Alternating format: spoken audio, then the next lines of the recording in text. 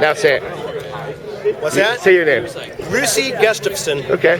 Yeah. Talk about some Davis skateboarding, especially in the 80s movie. Davis skateboarding. Well, I was just talking about first meeting Cody here and Tim and Adrian at the we just called it the ditch.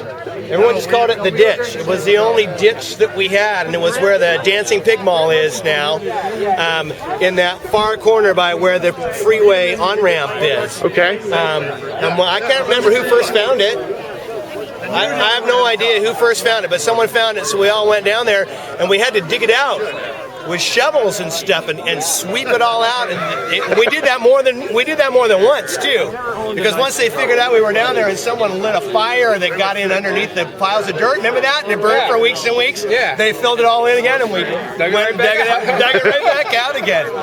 But anyway, we used to skate down there. My friends when I was in high school.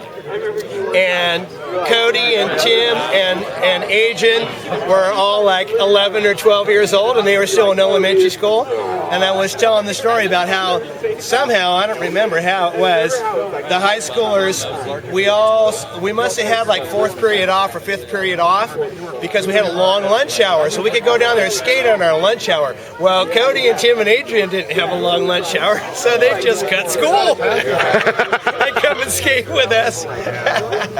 Awesome. There were skaters, and then there was the Lane brothers who just were like, what the fuck?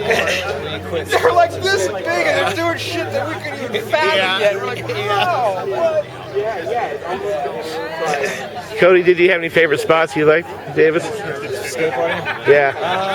The ditch and the curbs at the mall. The curbs at the mall, yeah. Do you ever remember skating with Ron Allen? Yeah, I remember skating with Ron Allen for sure, yeah. Yeah, I skated with him here in Davis and down in Santa Barbara when I went down there too. Yeah. Awesome. Yeah. Ron Allen was hired by my mother, who was a single mom, to babysit us. Yeah. Oh. And so was Jeff Clint. How about Steve Bryant? Do you remember Steve Bryant? Steve Bryant? Yeah. Yeah, I know Steve. I see him all the time.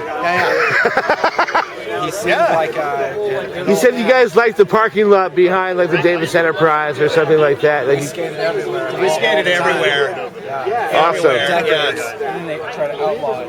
Yeah. Well, it was funny because you were, hated by all, and it was outlawed everywhere. And then it was accepted, skateboarding, and then you were loved by all. So that was strange. That was weird. Bought us a bullshit skate park. Yeah, I still to this day have never skated that skate park. But I can say that it's hard on my knees. Most of my current carpentry skills came from building quarter pipes when I was 12 years old, scavenging wood for wherever we could find it. Yeah. I liked it a lot more when you were hated. Did you guys ever skate the South Davis ramp at all? Yeah. No, I don't remember that. Which one? The one Dean's. Yeah, Dean and Mark. Yeah. We built that ramp. Do you remember seeing Sam Cunningham out there? Yeah, all kinds of people. Yeah, many folks. Ross Goodman. Yeah, Ross Goodman. Nick Adelman. I don't remember that, but many Sam people. Cunningham came out here. It's mostly Sacramento. Although I remember seeing him skating at, remember the ditch in Woodland underneath the freeway, underneath 5? There was a ditch over there that we go to sometimes. That one was actually a little bit better than the Davis one because the transitions were steeper. And we took railroad ties and put them up on the top. Oh, really? And they took them down and bolted them to the ground. Bolted them so to you the could bottom. skate. Right. Awesome. And bolted and put back up. It was a lot different. There weren't skate parks. So people were way better skateboarders. They were more creative. I have it. That's why I brought this. Okay. Let me get you a good light here. Okay. All right, Cody. Say your name.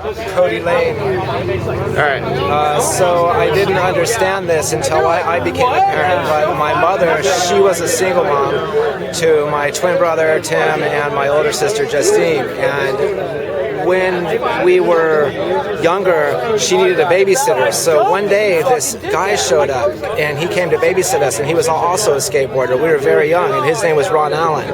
And he became our babysitter. Then he brought his friend along, who was Jeff Clint, and he also became our babysitter. And I didn't understand that. My mother was a single mom, and she needed to get out and do her thing, And so she brought in these people that she thought we could relate to.